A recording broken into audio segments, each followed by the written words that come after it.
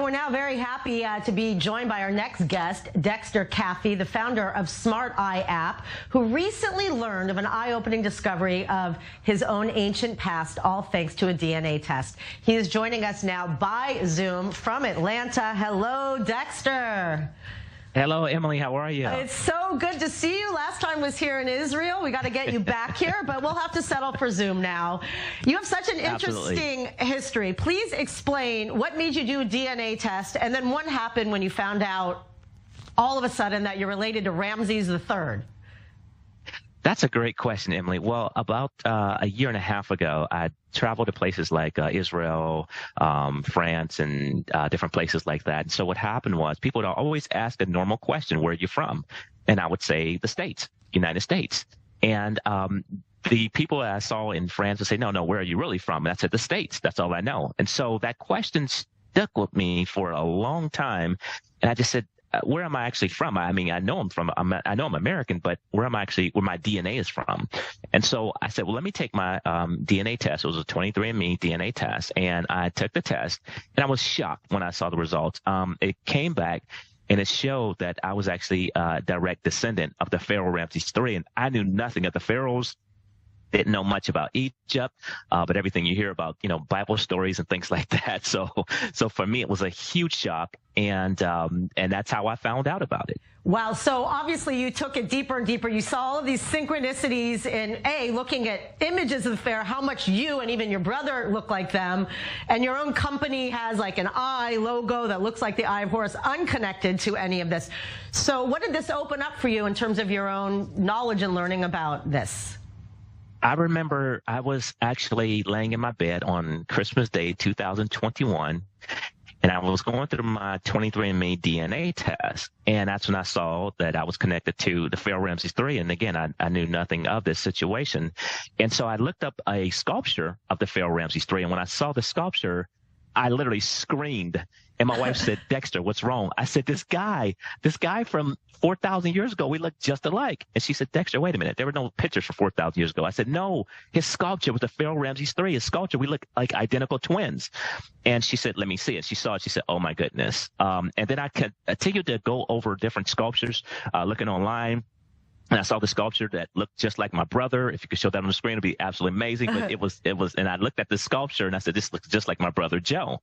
And I called my brother Joe and I said, I'm going to send you something. And he said, where'd you get that from? It looks just like me. I said, that's a sculpture of the Pharaoh Ramses III. And he said, oh my God. I said, that's over 4,000 years old and looks identical, just like you. So we were blown away, completely blown away. And talk about the synchronicities. It's funny how the universe speaks to us. So you have a company that with the eye is a logo. You even have a dog that's similar to the dogs of Pharaoh. What?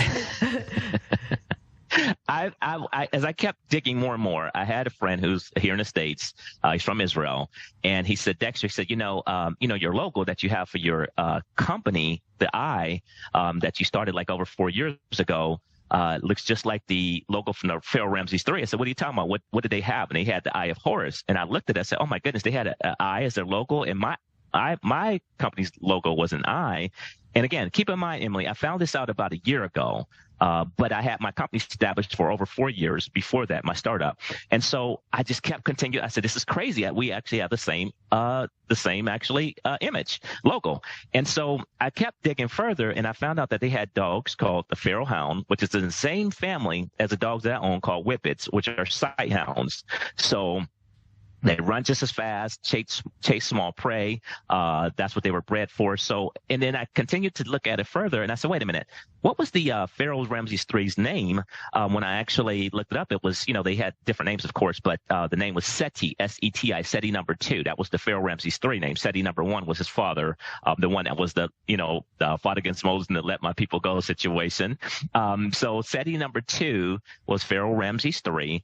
And I said, wait a minute, my company's name is actually Smart Eye Technology Incorporated. If you take the first letters, Smart Eye Technology Incorporated, it comes out to SETI. That blew my mind. I said, this is insane. So everything connected. And I'll never forget, Emily, my first trip to Israel in 2015. I went to the Negev desert, and I felt so comfortable in a Negev desert. I remember saying to myself, I feel like I could like live here. But when I did more research, I found out that the Pharaoh Ramses III spent years in the Negev desert trading. So again, these are all things I'm learning, and I felt like so much at home, and I just realized why. Wow, it's incredible. So obviously you're still on your learning journey of, you know, what this all means, but what is it like to kind of be this person who happened to get a test, discover this, and now we're also learning a little bit about what pharaohs look like. You know, we have images from the 10 Commandments, as you noticed, but you know, what does this tell you? What do you want to do with this information? I think it's all still learning. I'm still learning. If you saw the image of how I look just like the Pharaoh Ramses III, every day when I look up in the mirror, I look in the mirror and I just see myself, and I said, this is crazy that this image that I see is identical to me. And this was from 4,000 years ago. So I'm still shocked every day when I wake up and look at it. Thank you so much, Dexter. Next time we'll interview you right here in studio when you get to Israel. Much appreciated. But there's a conflict between Dahomey and the Yoruba land. Yoruba land is being invaded by the British, or by this time have been invaded by the British. This is the great burning of Benin and the robbing of Benin of all of its wealth and art and so forth that we hear about in history, but we don't connect it to nothing, right? But there's a greater Yoruba war going on between the people. And these boundaries called Nigeria, they're not there then, okay? Right. They're greater boundaries. People have other kinds of kingdom designs. And there's conflicts between some of these kingdoms, mostly around trade. Okay, but you got something else happening at the same time. As the Muslim wars of genocide and ethnic cleansing has taken place in the Nile Valley with the Mamluk Turks and the Seljuk Turks, and then finally the Ottoman Turks by the 9th century and the end of the 9th century, beginning of the 10th century. They're pushing millions of people out of the Nile Valley into West Africa. Y'all hear what I'm saying? They're pushing millions of people out of the Nile Valley into West Africa, in through Chad, in through Cameroon, into Nigeria, down into Ghana. This population, through what is called Burkina Faso, this is the population of the people. Everybody always asks, what happened to the Egyptians? Well, we're talking to each other here right now, okay? Because a great number of those refugees, millions of refugees scattered to the south and to the west, because of the Turkish and the Arab ethnic cleansing that goes on for hundreds of years leading up to the 1400s, are caught as the vulnerable population in what becomes known as the transatlantic slave trade.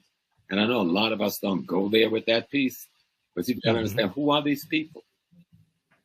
And so the kingdoms like Dahomey on the coast, somebody coming from the north, that's the northeast, have brought captives that they want to sell. So another community, because they don't need that expansion in their population, and this group of captives was either hostile to them or refugees that they felt was taking their space away from them. Okay. And that population, most time, that refugee population was least able to defend itself, end up being caught in the trade. And it wasn't a trade at all. It was a war of genocide against African people. There was no transatlantic slave trade. Nobody was trading anything. People were being captured. People were being murdered. People were being raped. Villages were being burned to the ground. Okay?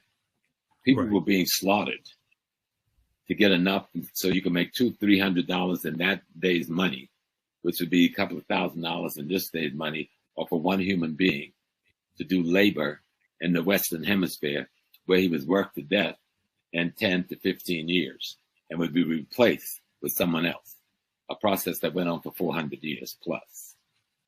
All right, so look, that's going to do it for us. Be sure to visit our website, AfricanHistoryNetwork.com. Register for my online history class that we do normally on Saturdays, but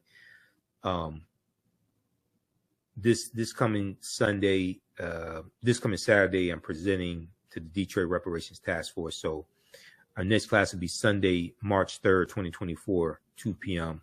And we'll get the new flyer up. But click right here to register here for the class. Class is on sale $80. Our lesson plan is here, so you can download the lesson plan and follow along in class also, okay? And you can support the African History Network, $ the AHN show through Cash App, $ the AHN show through Cash App, also through PayPal, paypal.me/the AHN show. This helps us keep doing the research, stay on the air, keep broadcasting, pay some of the bills. So all the people who are commenting here, and even the ones that don't know what they're talking about, you can support us also. We have to get out of here. Remember, right now it's correct. Wrong behavior is not over till we win. Wakanda forever. We'll talk to you next time.